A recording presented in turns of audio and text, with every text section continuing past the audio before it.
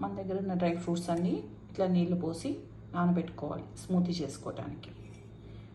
ఒక 8 అవర్స్ నానాలి బాగా.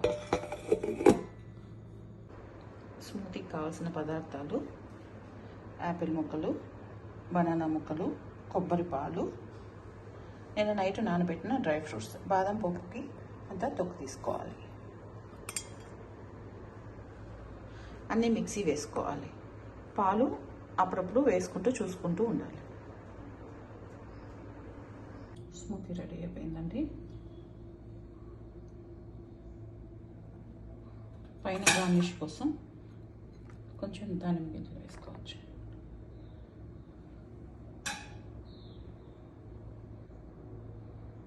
It is good for health. Tasty smoothie.